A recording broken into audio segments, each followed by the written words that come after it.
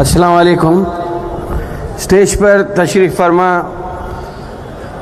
कायदीन और हाजरीन, संविधान या दस्तूर के ऊपर बात हो रही है तो मैं समझता हूँ कि अपनी बात को उसी पे महदूद रखूँ, इसलिए कि अब दूसरे मुअज़्ज़िज़ीन भी आने वाले हैं। तो संविधान की जहाँ तक बात है, आप ये अंदाज़ा लगाइए कि 5000 साल से हिंदुस्तान में एक कौम को दबाया जा रहा था। अछूत होने के नाम पे, उनके साथ खाना नहीं खाने के लिए, उनको पानी नहीं देने के लिए। लेकिन एक आदमी उठा था जिसका नाम बाबा साहब अम्बेडकर है। उन्होंने उठकर, अगरचे कि वो एक फ़ौजी ख़ानदान में पैदा हुए थे, फ़ौजी स्कूल में अपने तालीम हासिल कर रहे थे, लेकिन फ़ौजी स्कूल में तालीम हासिल करने के बावजूद भी उन्हें वहाँ भी उसी नज़रिए का सामना करना पड़ा। बाद में उन्होंने हिंदुस्तान बम्बई आए, बम्बई में तालीम हासिल करने के बाद लंदन गए, लंदन से अमेरिका गए। फिर जब वापस आए तो उन्होंने ये बेड़ा उठाया कि मेरी जो कौम है उसकी तरक्की के लिए, उनके जो हुकूक़ हैं उसको हासिल करने के लिए मैं लड़ूंगा। और वो अपनी जहद का सिलसिला शुरू किए थे। बाद में यकीनन उन्होंने जिस तरह कॉन्स्टिट्यूशन बनाया है, मैं ये मानता हूँ कि जिस तरह इंसानों के लिए एक मुक़द्दस किताब होती है, वैसे ही मुल्क को चलाने के लिए भी एक किताब होती है जिसे दस्तूर कहा जाता है। और ये कॉन्स्टिट्यूशन को आज बर्बाद करने की एक साजिश हो रही है। 75 साल से दलितों पे जो जुल्म हो रहा था, या 5000 साल से जो दलितों पे जुल्म हो रहा था, 75 साल से वो उसी जुल्म का एक हिस्सा मुसलमानों के साथ हो रहा है। हर एतबार से हमें कहीं ना कहीं पीछे ढकेलने की एक कोशिश हो रही है। सेकंड सिटीज़न बनाने की बात हो रही है, या ये बात भी होती है कि मुसलमान मुल्क के गद्दार हैं। मुल्क के गद्दार बोलने वालों के लिए मैं एक ही बात कहता हूँ कि जिन्हें 1947 के बाद जब चॉइस मिला था मुसलमानों को हिंदुस्तान छोड़ के पाकिस्तान जाने के लिए, जिन्हें जाना था वो लोग चले गए, और जो लोग यहाँ रहे हैं वो बाय चॉइस इंडियन हैं। उन्होंने ये माना कि ये हमारा मुल्क है, हम इस मुल्क के हिस्सेदार हैं, और हम मरे भी तो इसी मुल्क की मिट्टी में दफन होने वाले हैं। तो ये नज़रिया हमारे मुसलमानों का है।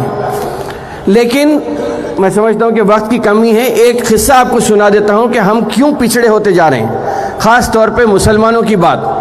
हम अपने हुकूक़ के लिए हर वक्त देर से आगे बढ़ते हैं। अपने हुकूक़ को पूछने के लिए हम 2 बार सोच के तीसरी बार आगे बढ़ते हैं। इसीलिए हमारे साथ हर किस्म से एक इम्तियाज़ बढ़ता जा रहा है। आज कुली कुतुब शाह स्टेडियम में आया मैं, मुझे याद है कि 2003-4 में जब पुलिस रिक्रूटमेंट हो रहा था, तो इसी ग्राउंड में जब पुलिस के वैकेंसीज आए थे तो यहाँ पे हम लोग ट्रेनिंग सेशन ले रहे थे। और उसी ट्रेनिंग सेशन के नतीजे में 10 साल के बाद, बल्कि 20 सालों में, मैं समझता हूँ कि जो रिक्रूटमेंट के नतीजे आए थे, जो नोटिफिकेशंस आए थे, आज अल्हम्दुलिल्लाह जब मुसलमान आगे बढ़ता है तो आप देखिए कि किस तरह नतीजे आते हैं। 20 साल में जब मुसलमान पुलिस की ट्रेनिंग के लिए यहाँ आया करता था, आज पुलिस डिपार्टमेंट में 1200 से ज़्यादा लोग सियासत ट्रेनिंग स्कूल के यहाँ पे मौजूद हैं। तो आपको अपने हुकूक़ के लिए कुछ मेहनत करना पड़ता है। तालीमी एतबार से हम पिछड़े हैं। अगर स्टैटिस्टिक्स देखेंगे तो 68% मुसलमानों का तालीमी फ़ीसद है, जबकि दलित का 71 है और नेशनल एवरेज 74 है। तो हम आज सबसे नीचे हैं। हमें संजीदगी के साथ दस्तूर का तहफ़्फ़ुज़ करते हुए, दस्तूर के दायरे में रहते हुए सेक्युलर क़ुव्वतों को ताकतवर बनाने की एक ज़रूरत है। जहाँ तक गांधी ख़ानदान का सवाल है, मैं समझता हूँ कि सोनिया गांधी हो, राहुल गांधी हो या प्रियंका गांधी हो, इनके सेक्युलर क्रीडेंशियल्स के ऊपर कोई उंगली नहीं उठा सकता। लेकिन बाबा साहब अम्बेडकर ने जब संविधान बनाया था, जब दस्तूर बनाया था, उसमें उन्हें भी यह ख़दशा था कि कल ऐसा वक्त आएगा जब एक किस्म से मज़हब की गोली पिलाकर हिंदुस्तानियों में दरार डालने की एक कोशिश होगी। ब्रिटिशर्स जब आए थे तो वो लोग भी यही काम किए थे, और आज हिंदुत्व ताकतें भी यही काम कर रही हैं। मैं समझता हूँ कि हमें सोचने की ज़रूरत है, बजाय इसके कि जज्बात में आके कोई चीज़ पे हम हरकत कर दें और बाद में किसी चीज़ को पीछे हटने के बजाय ये सोचने की ज़रूरत है कि हमारे हुकूक क्या हैं। आज अगर देखें तो माशी तौर पे सबसे पसमानदा कौम हम हैं। क्यों हैं? वो तो अल्लाह ने कुरान शरीफ में ये वादा किया है कि मैं खैरुर राज़िकीन हूँ। इसीलिए जब मिडिल ईस्ट के दरवाज़े खुले, जब यहाँ पे इम्तियाज़ बढ़ता जा रहा था, तो अल्लाह ने मिडिल ईस्ट के दरवाज़े खोले। मिडिल ईस्ट के दरवाज़े खोलने से हुआ ये कि तकरीबन आज 16 लाख लोग मिडिल ईस्ट में बरसरेकार हैं, जिसके वजह से आज जो खुशहाली हैदराबाद में आपको देखी जा रही है वो सऊदी रियाल की है या पेट्रो डॉलर की है। लेकिन आज मैं समझता हूँ कि 1992 के बाद, बाबरी मस्जिद के शहादत के बाद, मुसलमानों में शऊर बहुत तेज़ी से आगे बढ़ा। एक तालीमी एतबार से हम अपनी तालीम पर तवज्जो देने की कोशिश किए। 2002 के गुजरात फसादात के बाद हमारे बीच में एक नेटवर्किंग आई है।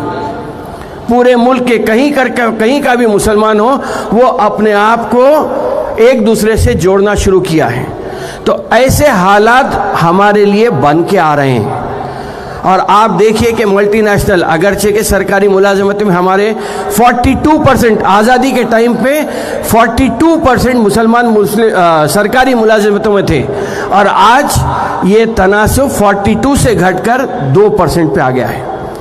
तो मैं समझता हूँ कि संविधान में जो अभी जफ़र जावेद साहब ने 29 और 30 आर्टिकल का जिक्र किया है, उसमें हिंदुस्तान जब संविधान बना था तो हिंदुस्तान ये बात कहा था कि हिंदुस्तान का कोई मज़हब नहीं है, हिंदुस्तान एक सेक्युलर मुल्क है, मुल्क रहेगा, ये चीज़ सोचे थे। और अंबेडकर साहब ने हिंदू बिल लाने की एक कोशिश की थी, अगरचे कि वो नाकाम हुई थी, लेकिन वो बिल लाने की एक कोशिश यही थी कि सबको बराबरी का हक मिलना चाहिए। लेकिन 5000 साल की जो हिस्ट्री है, जो तारीख़ है, उसमें एक तबके को अलग करके रखा गया है। तो मैं समझता हूँ कि आज अगरचे कि हर बच्चा, हर तालीम याफ्ता, हर बच्चा जो स्कूल को जाता है, हर तालीम याफ्ता आदमी जो स्कूल को गया है, वो स्कूल में BR अम्बेडकर के ताल्लुक़ से पढ़ा है। लेकिन आज संविधान की या दस्तूर की बात करना ज़रूरी है, क्योंकि दस्तूर में जो हुकूक हर एक को हैं, मैं ये नहीं कह रहा हूँ कि मुसलमान को है, मुसलमान को है, SC को है, ST को है, BC को है, क्रिश्चियन को है, हर एक के जो हुकूक हैं उसके ऊपर हम संजीदगी से गौर करके अगर आगे बढ़ेंगे और अपना मुहासबा अगर हम खुद करेंगे तो हम अपनी तरक्की के मनाजिल हासिल कर सकते हैं। बहरहाल मैं समझता हूँ कि दूसरे आ रहे हैं ना, कम करना है जी। अच्छा, मैं समझता हूँ कि आप एहतसाब कीजिए किस लिए हम पीछे हैं। 70 साल में, सिर्फ 70 साल में आप कहाँ थे और कहाँ आ गए। 42% और 2% के लिए सोचिए, अपना मुहासबा कीजिए, एहतसाब करना ज़रूरी है। उसके बाद आप अपनी तरक्की के मनाजिल तय कीजिए, ताकि आप माशी तौर पे तरक्की हो। तालीमी एतबार से तरक्की करेंगे तो हम सनती एतबार से भी तरक्की कर सकते हैं, लोगों को नौकरी मिल सकती है, लोगों को नौकरी दे सकते हैं। बहरहाल मैं समझता हूँ कि संविधान का मामला है, कॉन्स्टिट्यूशन का मामला है या दस्तूर का मामला है, हर एतबार से आप गली कूचे में चप्पा चप्पा जहाँ पर भी बैठे, आप दस्तूर के कोई एक नुकात को पकड़ लीजिए, आपके हुकूक क्या हैं ये जान के आप बात करना शुरू करिए। मैं समझता हूँ कि इनक़िलाब आएगा, और जब इनक़िलाब आता है तो यकीनन हर एक की तरक्की होती है। बहरहाल मैं मुंतज़मीन का शुक्रिया अदा करते हुए रुखसत देता हूँ। शुक्रिया, बहुत बहुत शुक्रिया आमिर साहब। ये बात आया है दुनिया पर, ये बात आया है दुनिया पर, हम फूल भी है तलवार भी है, हम फूल भी है तलवार भी है, या बज़ में जहाँ महकाएंगे या लहू में नहा कर रह जाएंगे। इसी कलमात के साथ नामपल्ली इंचार्ज जनाब फेरोज़ खान साहब से मुखातिब करता हूँ कि वो आए और मुखातिब फरमाएँ।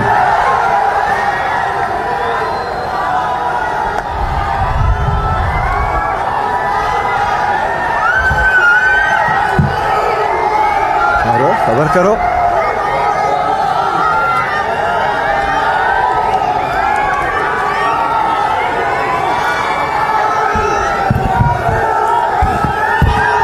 दाइस पे मौजूद हनुमंतना,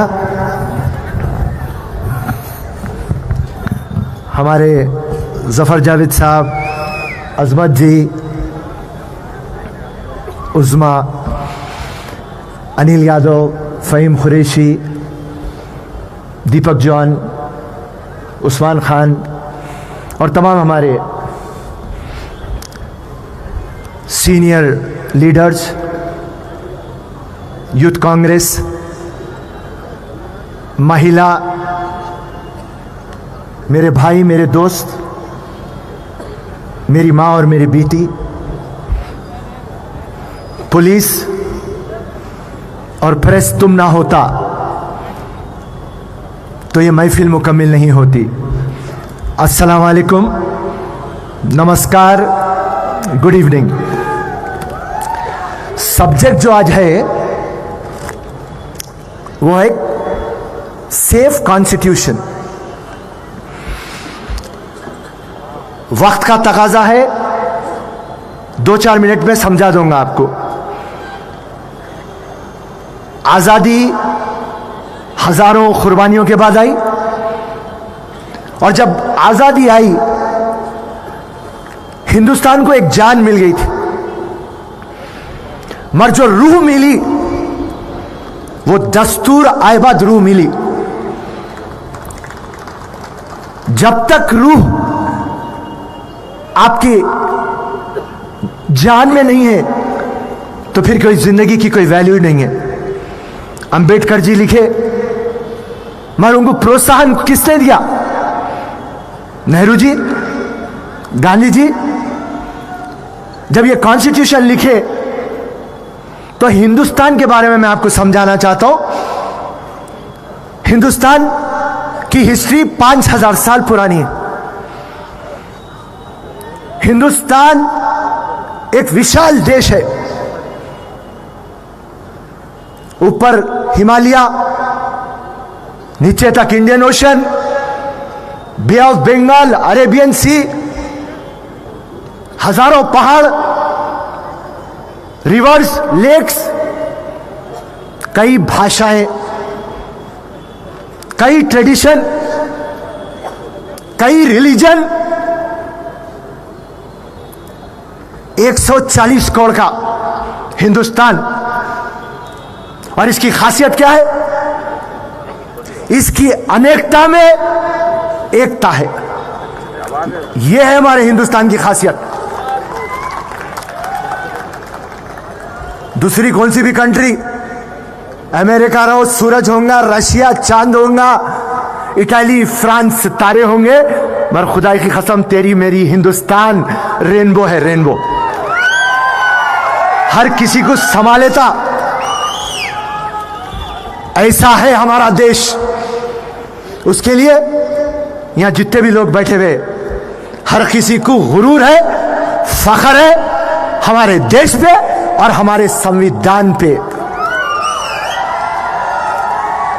संविधान की खासियत हमारी जो प्रियम्बल है, that we are sovereign, secular, social, democratic republic. इसका मतलब क्या है? इसका मतलब एक ही है कि आप और हम सब एक है। यह खूबसूरती है। और मैं आज पूरी महफिल से एक थोड़ी नाराजगी रखता। आप आपके धर्म की बात हर घर में आप सिखाते आपके बच्चों को। हिंदू रहो, मुसलमान रहो, सिख रहो, ईसाई रहो, कोई सी भी जात का रहो, आप कुरान, बाइबल, गीता, गुरु ग्रंथ, हर चीज आप आपके बच्चों को सिखाते। मैं आज आपसे पूछना चाहता हूं, कॉन्स्टिट्यूशन क्यों नहीं सिखाते आप? संविधान क्यों नहीं सिखाते आप?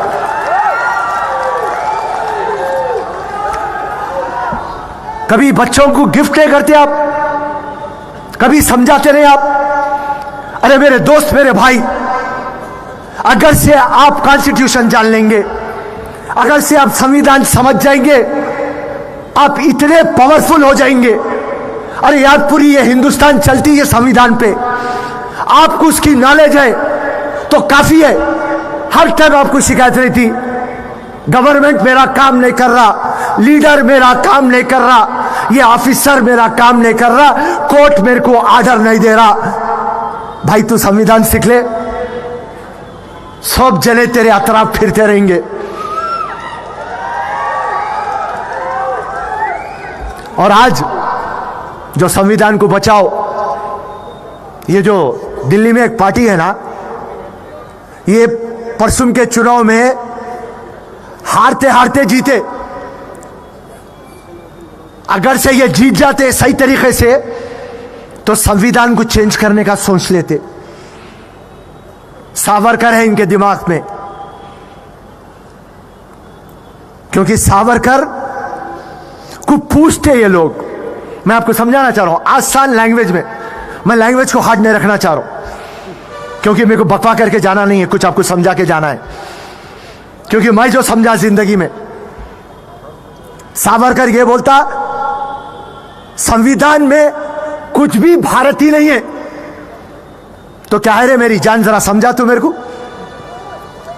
तो ये सावरकर की सोच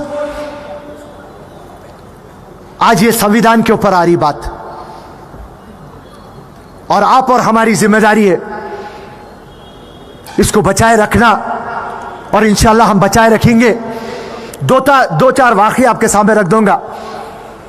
मेरे वालिद साहब नेक आदमी थे, 5 टाइम नमाजी, तहज्जुद गुजारते, एग्जीक्यूटिव इंजीनियर थे हैदराबाद के। वहां पे इस तरह से होता था कि कॉन्ट्रैक्ट देना पड़ता था नॉमिनेशन में। मेरे वालिद साहब सबको देते थे, गरीब को देते थे, कमजोर को देते थे, अमीर को देते थे। तो एक लॉबी बन गई थी, और वो लॉबी बन के मेरे वालिद साहब के ऊपर रेड कराए, एंटी करप्शन का रेड। तो मेरे वालिद साहब जब एक ही बात बोले, हर चीज खत्म हो गया था। हमारा घर चले गया था, हमारे गाड़ियां सीज हो गए थे, हमारे अकाउंट सीज हो गए थे।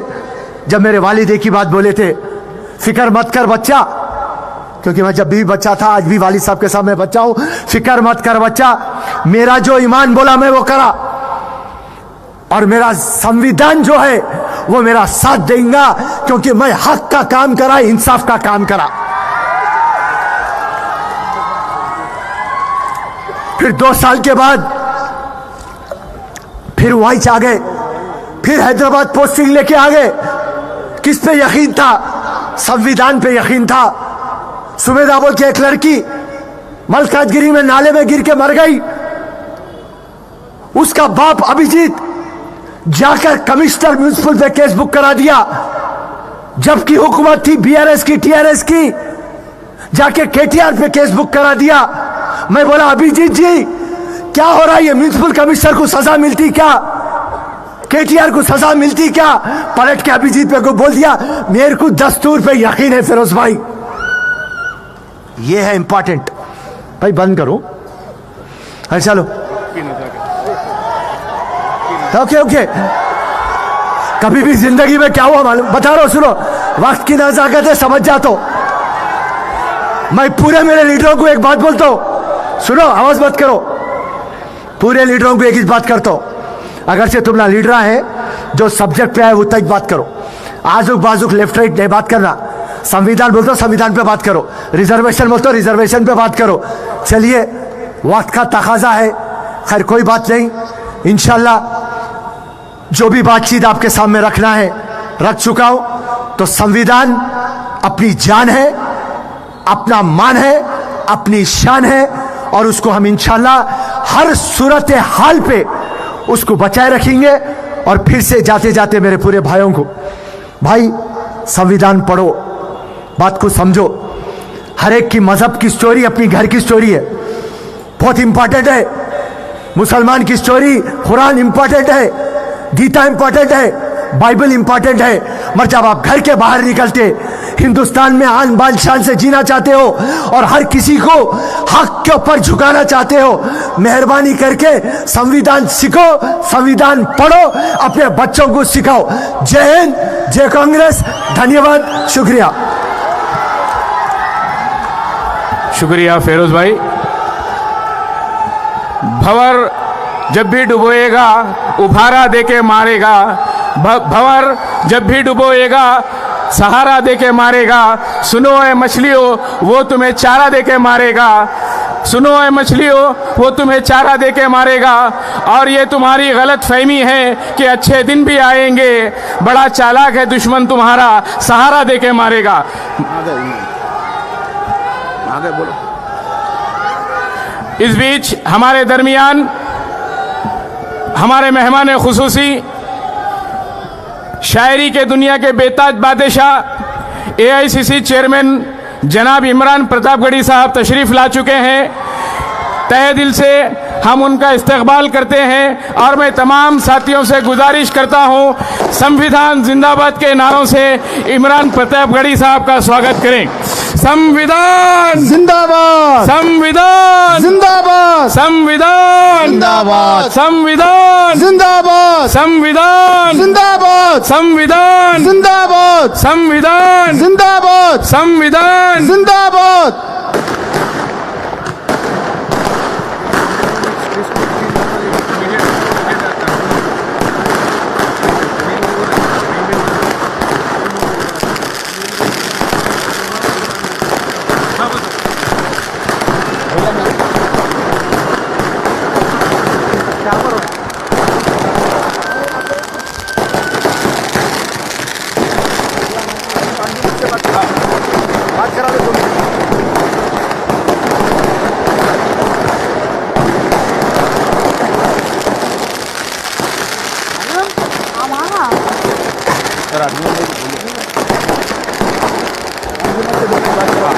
उसके बाद मेरे को दे दो।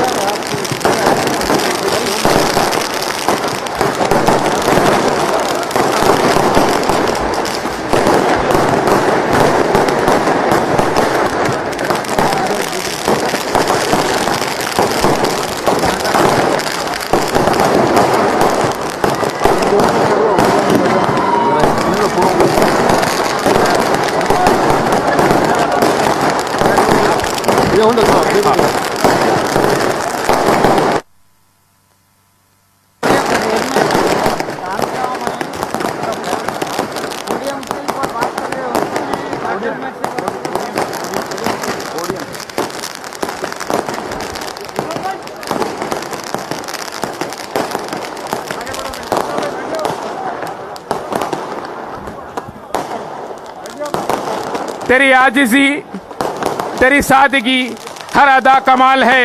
मुझे फ़ख्र है, मुझे नाज है, मेरा यार बेमिसाल है। आज की इस महफिल के रवां दवा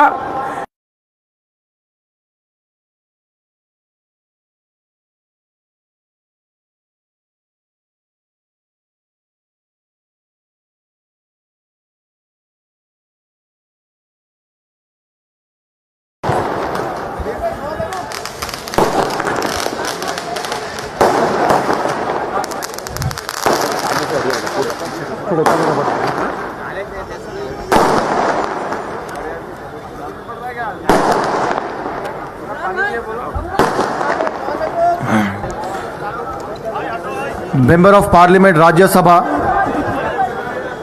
जनाब इमरान प्रतापगढ़ी साहब, एक्स PCC हरमत राव साहब, MLC आमिर अली खान साहब, member of parliament Rajya Sabha Anil Kumar Yadav साहब, टिम्रिस के कॉरपोरेशन चेयरमैन फ़हीम कुरैशी साहब, उबैदुल्ला कोतवाल साहब, अजमतुल्लाह हुसैनी साहब, दीपक जॉन साहब, उस्मान अलहाजरी साहब, फेरोज खान साहब, तमाम कांग्रेस पार्टी के सीनियर कायद, माइनॉरिटी ऑफिस के ऑफिस बेरर्स और यहाँ मौजूद जिंदा दिल अवाम जो इस एहतजाजी जलसे में शिरकत कर कर अपना एहतजाज दर्ज करने के लिए आई है। मैं आप तमाम लोगों का तहे दिल से शुक्रिया अदा करता हूं। आज इस मुल्क में जब कभी भी संविधान इस लफ्ज को सुना जाता है तो इस मुल्क की आवाम के दिलो दिमाग में इसकी तहफ़्फ़ुज़ करने वाला, इसकी हिफाजत करने वाला शख्स सिर्फ एक ही है, उसी का नाम उनके दिलो दिमाग में आता है। और वो शख्स ऐसा है कि जिसने उसकी जिंदगी में बहुत कुछ खोया है। उस शख्स ने अपने वालिद को खोया, बचपन में अपनी दादी को खोया, और जब इस मुल्क में दलितों पर, गिरिजनों पर, आदिवासियों पर, माइनॉरिटीज पर जुल्म ढाया जा रहा था, उनका हक उनसे छीना जा रहा था, मासूम बच्चियों को रेप कर जिंदा जलाया जा रहा था, मुसलमानों को दाढ़ी टोपी लगाने से रोका जा रहा था, चलती ट्रेनों से काटकर फेंका जा रहा था, उस वक्त उस शख्स ने जब उसकी जान की परवाह भी नहीं की, जब उसको बताया गया कि आप अगर अवाम के दरमियान में जाओगे तो हम आपको कोई सिक्योरिटी नहीं दे सकेंगे, आपकी जान की गारंटी कोई नहीं दे सकेंगे, अपनी जान की परवाह किए बगैर अवाम के मसाइल को समझने, उन तक एक पैगाम पहुंचाने कि इस मुल्क में एक शख्स है जो तुम्हारी लड़ाई लड़ रहा है, उनको यकीन दिलाने के लिए कन्याकुमारी से लेकर कश्मीर तक ना अपने पैर के छालों की परवाह की, ना धूप की परवाह की, ना बरसात की परवाह की, ना ठंड की परवाह की, ना आसमान से बरसते बर्फ की परवाह की, सिर्फ एक नारा नफरत छोड़ो भारत जोड़ो लगाकर इस नफरत के बाजार में मोहब्बत की दुकान खोलने की कोशिश की। उस शख्स का नाम है राहुल गांधी, और उसी शख्स राहुल गांधी की वजह से अब की बार 400 पार का नारा लगाने वाले चाचा को अब की बार 250 पार करने में भी बहुत सारी तकलीफें पेश आई। और आज इस मुल्क में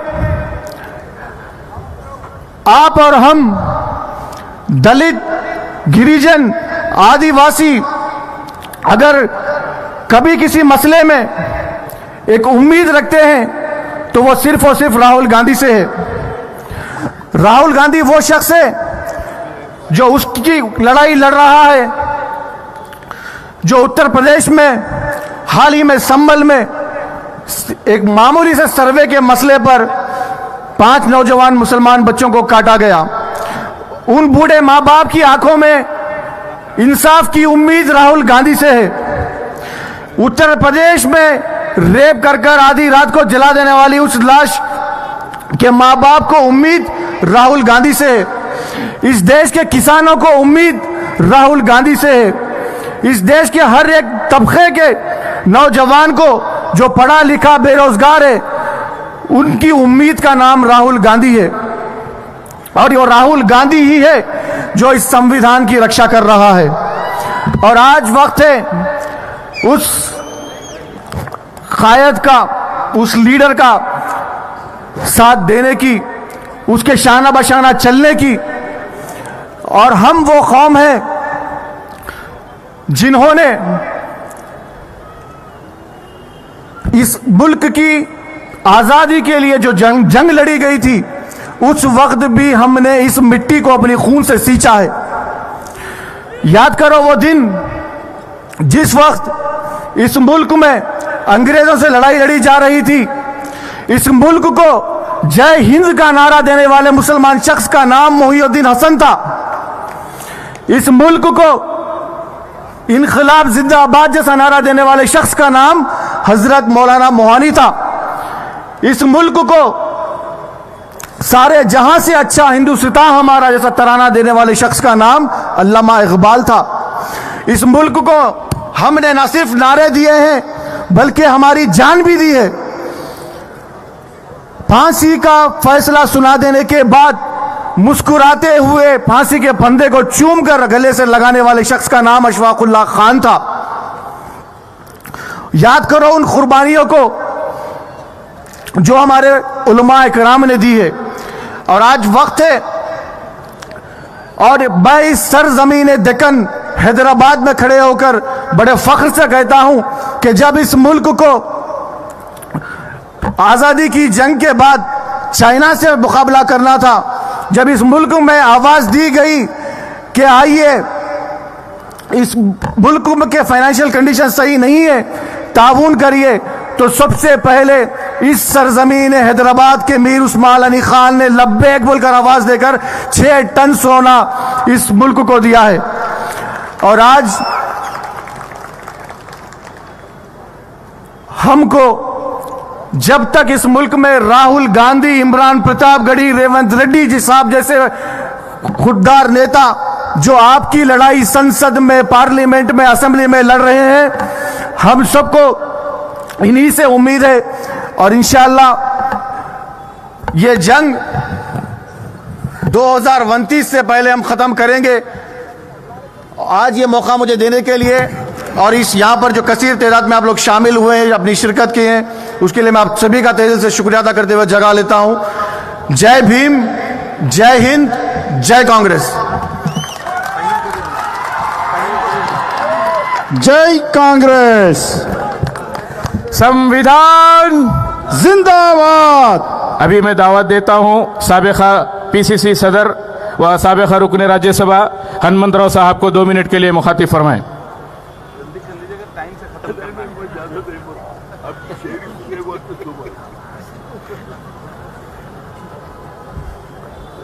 अस्सलाम वालेकुम। हाज़रीन जलसा, हमारे भाई मेहमान खुसूसी इमरान प्रतापगिरी जी और हमारे अनिल कुमार एमपी जी और जितने भी कॉरपोरेशन चेयरमैन, एमएलए, एमएलसी, जितने भी बुजुर्ग लोग हैं, सबको मेरा सलाम। मैं ये मंच पे इस वजह से आया हूं, ये देश का खतरा हो रहा है। संविधान को खत्म करने का एक सोच है, इस पर जो लोग फिरका परस्त लोग इस देश को तोड़ने का काम कर रहे। जब आजादी हुआ 1947 में, उस वक्त हर आदमी आजादी में लड़े सवाल, हर आदमी महात्मा गांधी से लेके पंडित जवाहरलाल नेहरू से लेके सरदार पटेल से लेके मौलाना तक हर आदमी, हिंदू, मुसलमान, सिख, ईसाई सभी लड़े थे। मगर देश आजादी के बाद सही आजादी कब मिला? इस देश की दस्तूर, इस देश की क्या है, खुसूसन हमारी जो दस्तूर है, हमारी जो दस्तूर आज क्या बोल रहे हैं, दस्तूर को खत्म करने का जो बाबा साहब अम्बेडकर इस देश का कॉन्स्टिट्यूशन वाला बनाने के वास्ते उस वक्त सोचे थे। उस वक्त ब्रिटिश का रूल अलग था। अपना देश में हिंदू है, मुसलमान है, सिख है, एससी है, एसटी है, ट्राइबल है, इनको सबको बराबर लेने वाला कौन है? देखे तो महात्मा गांधी, पंडित जवाहरलाल नेहरू जब सोचे थे इस देश का दस्तूर बनाने वाला, इसका कॉन्स्टिट्यूशन बनाने वाला एक ही आदमी जिसका नाम बाबा साहब अम्बेडकर है, तो उसी का दस्तूर चलने का काम हो रहा। तो ये इस देश का एक होम मिनिस्टर अमित शाह बोलता सबको ये बहाना हो गया, ये मजाक हो गया। पार्लियामेंट में बोलता अम्बेडकर अम्बेडकर अम्बेडकर अम्बेडकर अम्बेडकर, आखिरी बात 6 बात बोलने के बाद अरे अल्लाह को पूछो, भगवान को पूछो तो जन्नत में जाते बोलता। तो कितना बड़ा अम्बेडकर को अपमान कर रहे। उसी वजह से हमारा इमरान प्रतापगिरी एक अच्छा काम लिया भैया। मैं रियली राहुल गांधी कन्याकुमारी से, कश्मीर से चलने के बाद इस देश में एक ही ऐसा आदमी है, 1931 में हुआ the cast wise census. Rahul Gandhi वाला इस देश में कॉन्स्टिट्यूशन चलना है, कॉन्स्टिट्यूशन आगे बढ़ना है और गरीबों के हित में काम करना है। तो caste wise census we come to the power, will conduct caste wise census, जितना हिस्सेदारी उतनी भागीदारी बोला। और आज ही नफरत छोड़ो प्रेम बढ़ाओ बोल रहे। इस देश को तोड़ने का काम आज बीजेपी आरएसएस कर रही, राहुल गांधी बोल रहा प्रेम और नफरत छोड़ो प्रेम बढ़ाओ बोल रहे। इसी का नतीजा है हमारे इमरान प्रताप गिरी जी आए, वो बहुत बढ़िया बोल सकते, और मैं चाहता हूं इनके साथ हम भी जोड़ेंगे, और जब तक ये अपना कॉन्स्टिट्यूशन को अपन नहीं बचाएंगे तो देश तोड़ने का काम करेंगे। आप क्या कर रहे, दोस्ती नहीं बढ़ा रहे, नफरत पैदा ले रहे। आज मणिपुर में क्या हो रहा, अब तक 200 लोग मरे, इस देश का प्रधानमंत्री एक दिन गया क्या? तो यही बताने का से मैं ज्यादा क्यों बोले तो उन्होंने लेट आए, पब्लिक ज्यादा देर से बैठे, फिर कभी मुझे मौका मिला हमारा भाई का सुन के और थोड़ा मेरा भी उसमें मिला के फिर एक मरता ये ओल्ड सिटी में आज पहली मरता देख रहा हूं जब नेशनल फ्लैग, जब उस वक्त कोई ओल्ड सिटी में पढ़ा ही नहीं था, आज नौजवान पढ़ रहे, हमारे खवातीन पढ़ रहे, डॉक्टर बन रहे, इंजीनियर बन रहे, पढ़ाई पे ध्यान दे रहे। तो यही काम रेवंत रेड्डी कर रहा, और चीफ मिनिस्टर उसको बनाए बराबर हिंदू मुसलमान सिख को लेके चलाने वाला एक ही शक है जिसका नाम रेवंत रेड्डी है। और हमारा इमरान प्रताप गिरी जी बढ़िया भाषण भी देते, पार्लियामेंट में अच्छा बात करते, उसी को सुनने के वास्ते इतने लोग गांव से करीमनगर नलगोंडे से भी आए। मैं फिर कभी आपके साथ इनका सुनने के बाद फिर मैं डिस्ट्रिक्टों में फिरूंगा। कैश वाइज सेंसस 90% हो गया। अगर नरेंद्र मोदी के दिल में प्यार है तो तुम्हारा स्टेटों में क्यों कैश वाइज सेंसस नहीं कर रहे? और ये कॉन्स्टिट्यूशन की बात बराबर लोगों के दिल में चलना, अभी तक हमारे फिरोज खान बड़ा अच्छा बोला, कॉन्स्टिट्यूशन पढ़ो, इसमें ताकत है, मिलके चलेंगे। यही बात बोलने के वास्ते नफरत छोड़ो प्रेम बढ़ाओ, यही बात बोलते हुए मैं खत्म कर रहा हूँ। फिर एक मरता हमारे मुसलमान माइनॉरिटी SC ST सबको मेरा दिली मुबारक, क्रिश्चियनों को दिली मुबारक बोले थे। आने वाले दिनों में कॉन्स्टिट्यूशन बचाने के खतरा है। इस देश को फिरकावार पतियां देश को तोड़ने का काम करे, राहुल गांधी देश को जोड़ने का काम करे। इसी शब्दों के साथ जय हिंद। कॉन्स्टिट्यूशन बचाने का काम करेंगे करेंगे करेंगे। Thank you. रुकने राज्यसभा नौजवान कायद जनाब अनिल कुमार यादव साहब से अदबन गुजारिश करता हूं कि 2 मिनट के लिए मुखातिब फरमाएं। अस्सलाम वालेकुम रहमतुल्लाहि बरकातुहू। मंच पे शय नशीन हिंदुस्तान के युवाओं की आवाज़, खास करके हमारे माइनॉरिटी भाइयों की आवाज़ बनके कन्याकुमारी से लेके कश्मीर तक राहुल गांधी जी के सच्चे सिपाही बनकर कांग्रेस पार्टी की आवाज़ सुनाते हुए आज हमारे बीच में आए मेरे भाई इमरान भाई को हैदराबाद शहर से मैं सलाम करता हूं। और मंच पे उपस्थित सीनियर कांग्रेस लीडर्स हनुमंत राव जी, आमिर अली साहब, फिरोज खान साहब, फ़हीम कुरैशी भाई और जितने भी बड़े नेता हैं कांग्रेस के सीनियर लीडर्स हैं, उन सबको भी मैं सलाम करता हूं। क्योंकि समय बहुत कम है, मैं ज़्यादा समय बात नहीं करना चाहता हूं, लेकिन आज जिस मकसद से हम लोग हैदराबाद शहर के कुलुक कुतुजा स्टेडियम के अंदर संविधान के नाम के ऊपर ये मीटिंग कर रहे हैं, हम सब लोग को सोचना है कि आज का मीटिंग का मकसद क्या है। आज हिंदुस्तान के अंदर एक विचारधारा की लड़ाई हो रही है।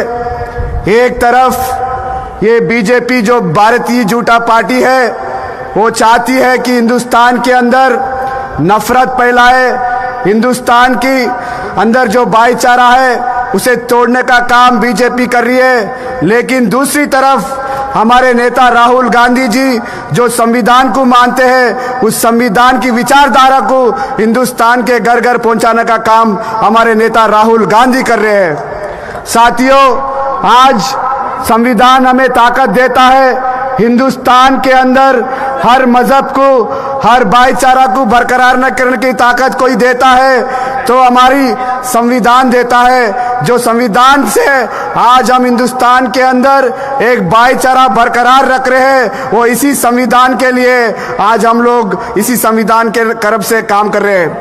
एक तरफ हमारे लोग जैसे बाबा साहब अम्बेडकर ने कितने मुसीबत लिए, फिरोज भाई ने, सभी नेताओं ने बताया है कि बाबा साहब का इतिहास क्या रहा है, बाबा साहब का सोच विचार क्या रहा है। लेकिन एक सोच ये भी रखना चाहिए, जिस बाबा साहब अम्बेडकर को लोग मिलने से मना करते थे, उनके साथ बैठने को मना करते थे, उनके साथ खाना खाने को मना करते थे, अल्लाह ताला उसी बाबा साहब से संविधान लिखाने का काम किया है। ये है हमारे बाबा साहब।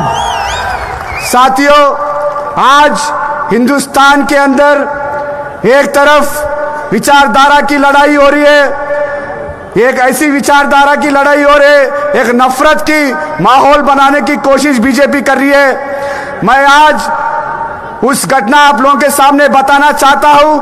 राज्यसभा के अंदर मैं और इमरान भाई साथ में बैठे थे।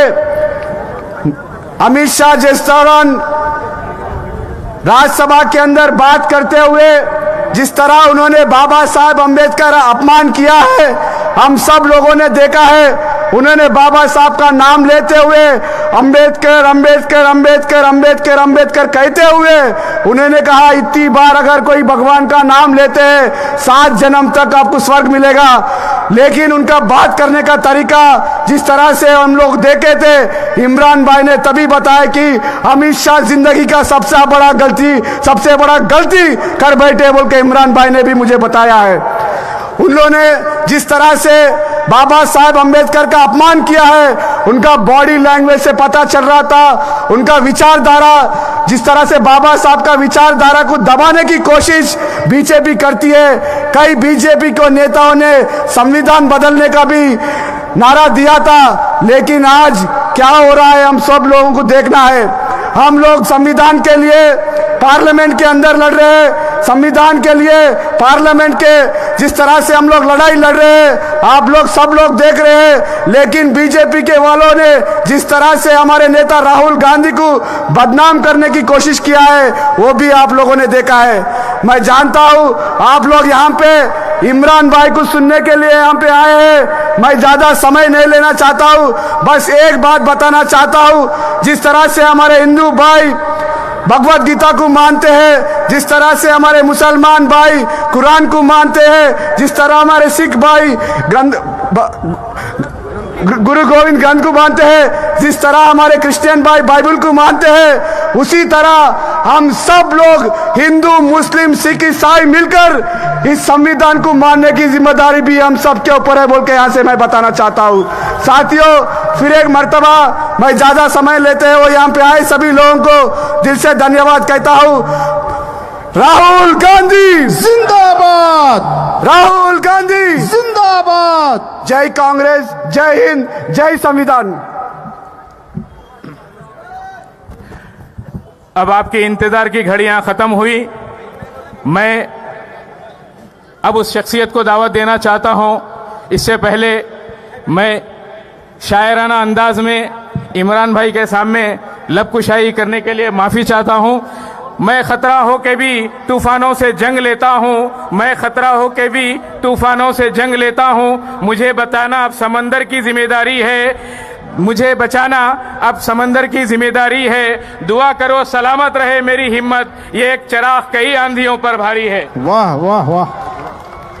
बिलाल भाई, बिलाल भाई, बिलाल भाई,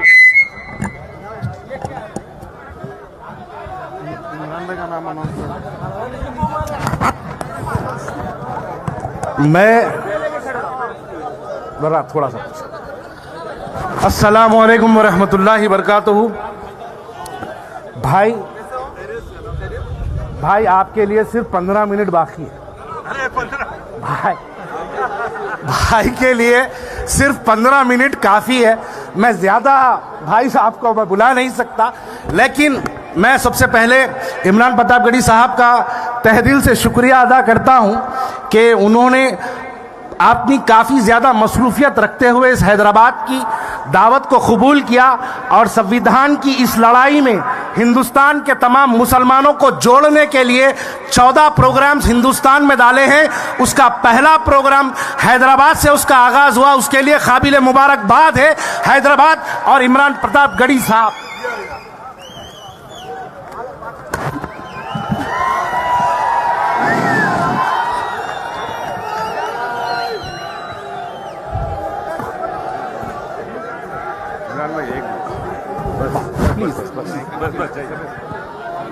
ये ले जाओ। सलाम करता हूं हैदराबाद की इस तारीखी सरजमीन को। वक्त बहुत कम बचा है।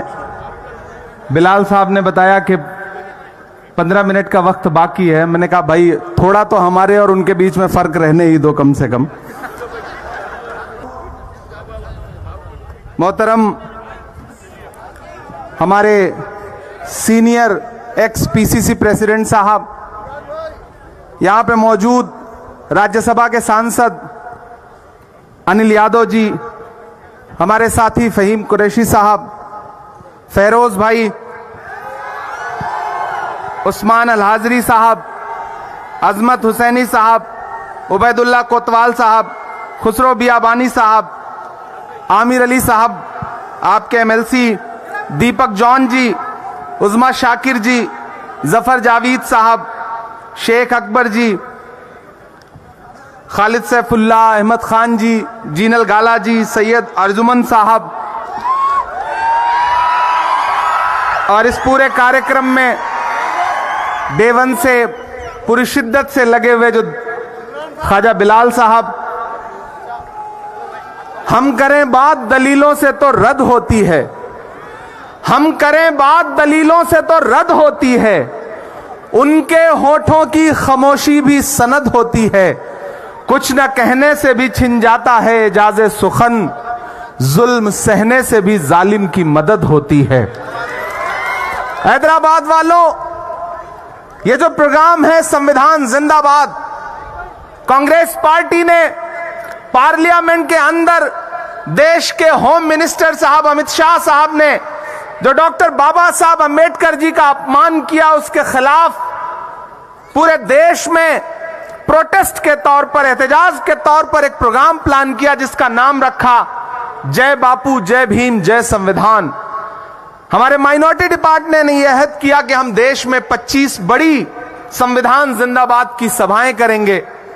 तो उसके लिए मुझे लगा कि वो सरजमीन जहां से उठी हुई आवाज पूरे हिंदुस्तान में एक असर रखती है और पूरे हिंदुस्तान का सियासी मसला जो है वो हैदराबाद की तरफ देखता है, और जहां हमारी एक शानदार गवर्नमेंट चल रही है रेवंत रेड्डी साहब की कयादत में, एक शानदार चीफ मिनिस्टर जिसने पूरे देश को यह बताया है कि किस तरह से स्टेट को संविधान से चलाया जाना चाहिए, चाहे कोई सुपरस्टार हो या कोई आम आदमी हो, सबकी अहमियत बराबर है।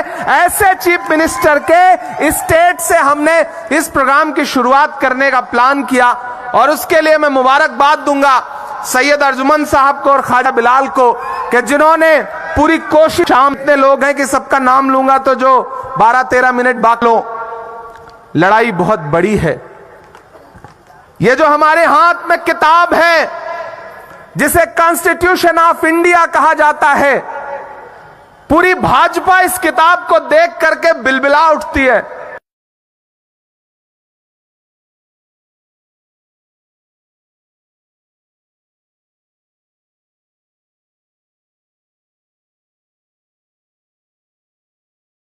की अहमियत है उतना ही एक रिक्शा चलाने वाले मजदूर के भी वोट की अहमियत है। यह किताब जो ये ताकत देती है कि इस देश के संसाधनों पर जितना हक अडानी का है उतना ही फावड़ा लेकर के मजदूरी करने वाले किसान का भी है। यह किताब जो ताकत देती है कि कोई किसी भी विचारधारा का हो, लेकिन अगर वो देश के इक्तदार पर बैठेगा तो उसे इस किताब के हिसाब से चलना पड़ेगा, तानाशाही से नहीं चल सकता है। यह किताब बहुत जरूरी और बहुत अहम किताब है। अनिल यहां बैठे हुए हैं, उस दिन पार्लियामेंट में जब अमित शाह साहब बोल रहे थे तो जब वो बोलते रहे, गुरूर में आए तो उन्होंने बोलते बोलते कहा कि आजकल एक फैशन हो गया है अंबेडकर अंबेडकर अंबेडकर अंबेडकर। अरे इतनी बार भगवान का नाम लेते तो 7 जन्मों के लिए स्वर्ग मिल जाता। मैं और अनिल पीछे बैठे थे, मैंने अनिल से कहा कि अनिल ये 15 सेकंड होम मिनिस्टर साहब की जिंदगी पर बहुत भारी पड़ेंगे, देख लीजिएगा। आज इन्होंने डॉक्टर बाबा साहब अंबेडकर का अपमान किया है। और जब हम बाहर निकले तो मीडिया के साथ ही खड़े थे, उन्होंने पूछा कि होम मिनिस्टर की स्पीच कैसे लगी, उनका रिप्लाई कैसे लगा। तो मैंने कहा उन्होंने मुसलसल तकरीबन 90 मिनट झूठ का पिटारा खोल के रख दिया, लेकिन जो उन्होंने डॉक्टर बाबा साहब अंबेडकर के बारे में कहा है उस पर चुप नहीं रहा जाएगा। उस पर कांग्रेस पार्टी बोलेगी, उस पर हम सारे लोग बोलेंगे। जब अहले खिरत की बातों पर कुछ जाहिल शोर मचाते हो, जब बुलबुल हो तस्वीरें चमन और कौवे गीत सुनाते हो, जब चिड़ियों के इन घोंसलों में कुछ सांप उतारे जाते हो, जब माली अपने गुलशन से खुद हाथ से आग लगाते हो, उस हाल में हम दीवानों से तुम कहते हो खामोश रहो। हम लोग बोलेंगे, हमें बोलना पड़ेगा। हम इसलिए जिंदा हैं कि हम बोल रहे हैं। दुनिया किसी गूंगे की कहानी नहीं लिखती। मैं राहुल गांधी जी के साथ सियासत करता हूं, उनके कंधे से कंधा मिला करके चलता हूं।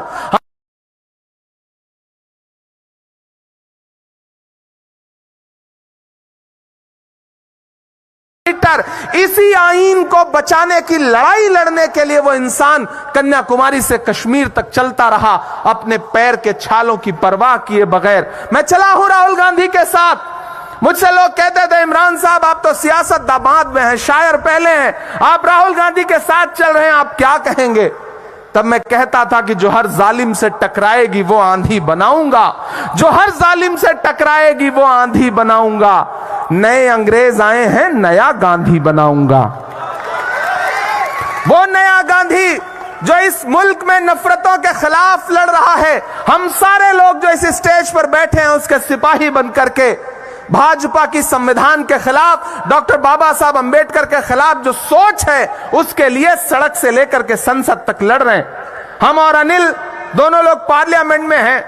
हम वहां पार्लियामेंट के अंदर भी लड़ रहे थे और अब सड़क पर भी लड़ रहे हैं। पूरी कांग्रेस पार्टी सड़क पर लड़ रही है।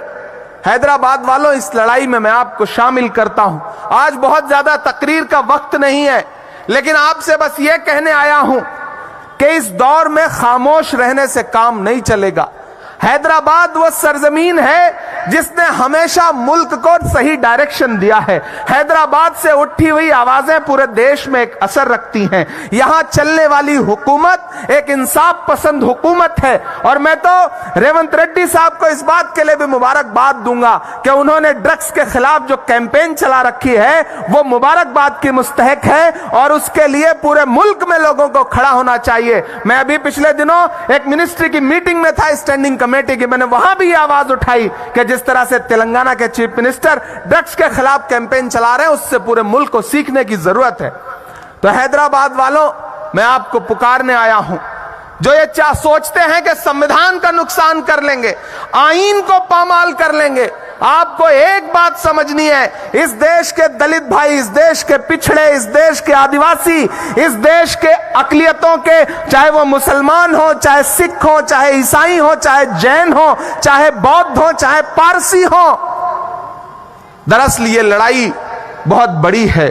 भाजपा चाहती है कि ये लड़ाई मजहबी लड़ाई बन जाए, धार्मिक एंगल घुस जाए। वो दीन के, वो तो कातिल हैं भारत के आईन।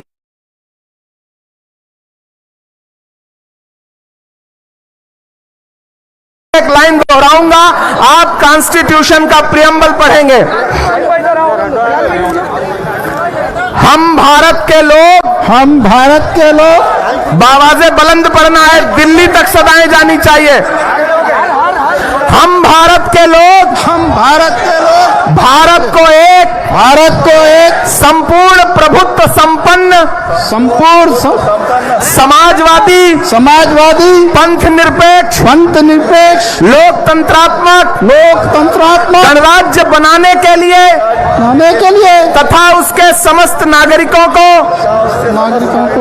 सामाजिक आर्थिक और राजनैतिक न्याय विचार अभिव्यक्ति विश्वास धर्म और उपासना की स्वतंत्रता प्रतिष्ठा और अवसर की समता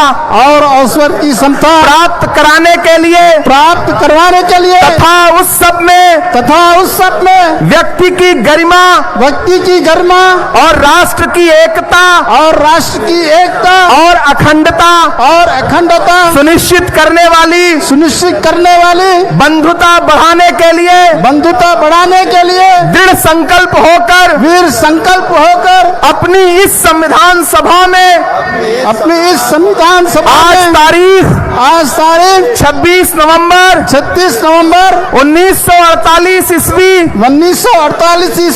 को एतद द्वारा इस संविधान को अंगीकृत अभिनिमित और आत्मार्पित करते हैं।